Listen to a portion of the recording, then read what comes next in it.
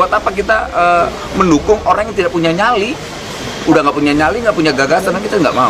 Tapi kan kalau di media sosial ini Pak Ganjar saat ini ramai juga gitu, maksudnya beberapa platform beliau kan ini.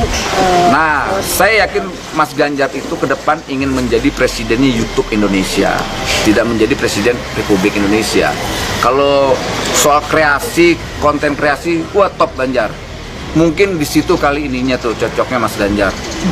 Berarti apa yang ditampilkan di media sosial, Abang sendiri menilainya tidak sama? Ya tidak lah, namanya medsos ya kan, dia coba bisa kan dengan tim kreasinya dia menciptakan seakan-akan wah merakyat apa gitu loh, sangat humanis. Sekali saya tekankan, Ganjar orang sosok pemimpin yang sombong dan angkuh.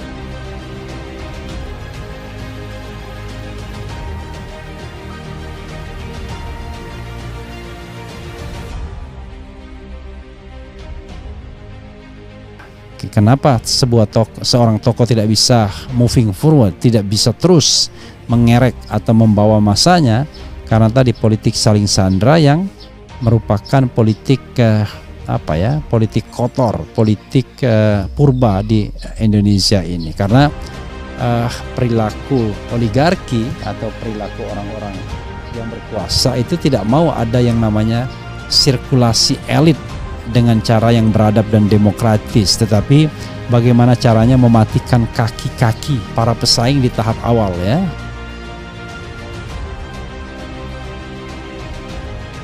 Seandainya memang Megawati Soekarno Putri mau mencalonkan Ganjar, karena Ganjar tanpa dicalonkan oleh PDIP itu tidak akan sakti kesaktiannya di Partai Demokrasi Indonesia Perjuangan.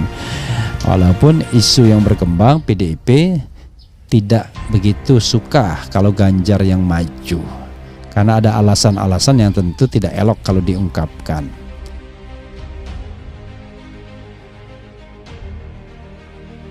Persoalan yang agak sedikit pelik sebenarnya adalah istana sendiri. Istana itu mau kemana? Apakah PDIP mau gabung sama KIB untuk mencalonkan Ganjar Pranowo, ataukah PDIP ingin menggandeng partai lain untuk menyetor cawapres Puan saja? Jadi pilihan PDIP itu antara Ganjar dan Puan. Kalau Ganjar bisa dicalonkan sebagai calon presiden dan mungkin kerjasamanya dengan KIB, Koalisi Indonesia Bersatu, di mana wakil presidennya mungkin Erlangga Hartarto atau sosok lain, atau juga Ridwan Kamil, whoever. Tapi kalau dia menggandeng atau digandeng Gerindra, maka dia menyetor wakil presiden Puan Maharani untuk mendampingi Prabowo Subianto. Nah sekarang untuk Anies Baswedan sepertinya ya, it seems itu sudah kuat lemnya tiga partai ini, Nasdem, PKS dan Demokrat. Saya kira yang mestinya ngomong begitu tuh PDIP ke Ganjar. Kamu jangan macam-macam, saya bongkar aib kamu gitu kan. Saya bongkar kesalahan-kesalahan kamu mimpin Jawa Tengah gitu. Bahkan saya bongkar kesalahan-kesalahanmu saat menjadi anggota DPR gitu. Tapi malah ini kubu Ganjar yang bilang ke partai besar yang bernama PDIP itu.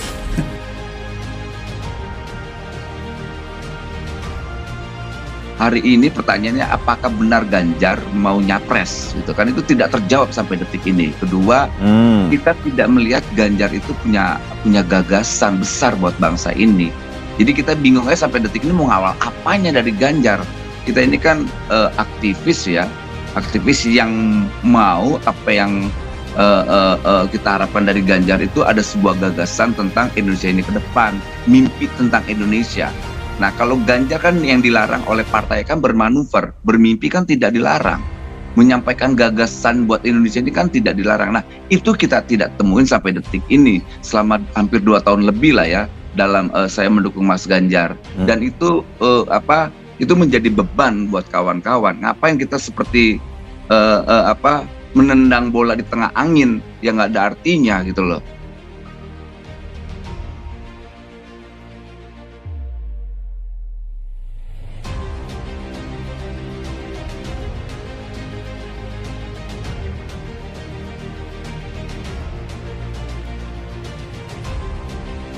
Ganjar harus berkorban demi strategi Megawati kalahkan Anies. Demi strategi Ketua Umum PDIP Megawati Soekarnoputri untuk mengalahkan bakal Capres Koalisi Perubahan Anies Baswedan, bakal Capres PDIP Ganjar Pranowo harus berkorban.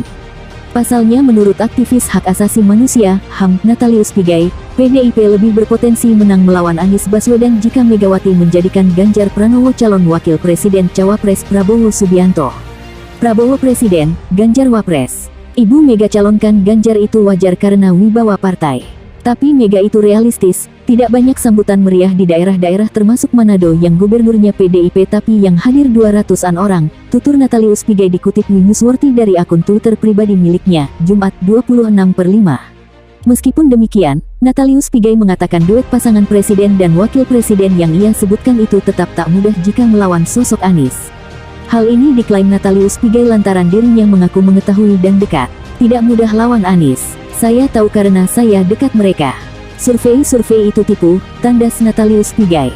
Sementara itu, sebelumnya, Natalius Pigai diketahui menyoroti pernyataan dari Sekjen PDI Perjuangan PDIP yang menyinggung soal politik identitas. Adapun pernyataan Hasto itu merupakan sindiran balik lantaran bakal calon presiden atau bacapres Anies Baswedan menyindir capres PDIP Ganjar Pranowo. Hal tersebut ditanggapi Natalius Pigai. Ia pun mencecar ucapan Hasto lantaran menyebut politik identitas yang dilakukan Anies berkaitan dengan agama Islam. Kalau Hasto bilang Anies politik identitas karena agama Islam, maka saya mau bertanya dan menguji kecerdasan Hasto dan orang PDIP.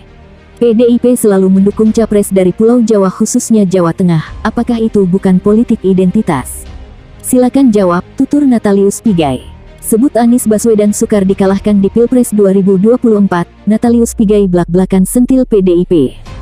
Pegiat hak asasi manusia Natalius Pigai menyarankan PDI Perjuangan berkoalisi dengan Gerindra untuk melawan Anies Baswedan di Pilpres 2023. Meski PDIP dan Gerindra menduetkan Prabowo Subianto dan Ganjar Pranowo sebagai pasangan calon presiden dan wakil presiden, namun kedua tokoh ini diyakini tetap akan keok dan takluk oleh Anies Baswedan. Prabowo Presiden, Ganjar Wapres, kata Natalius Pigai dilansir populis.id laman Twitternya Rabu tanggal 24 Mei tahun 2023. Natalius lantas menyebut Ketua Umum PDI Perjuangan, Megawati Soekarnoputri mencapreskan Ganjar hanya karena keterpaksaan. Ganjar kata dia diberi tiket capres karena Megawati hanya ingin menjaga wibawa partainya.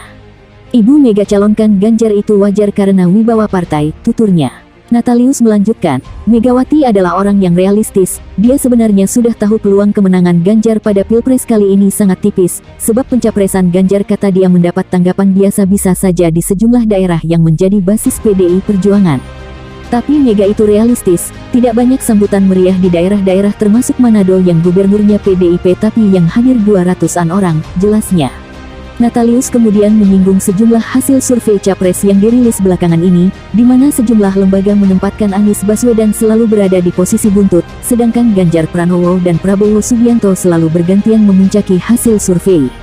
Menurut Natalius Pigai hasil survei itu hanya omong kosong, nyatanya kata dia Anies Baswedan menjadi satu-satu calon presiden paling kuat saat ini dan sukar dikalahkan calon lain.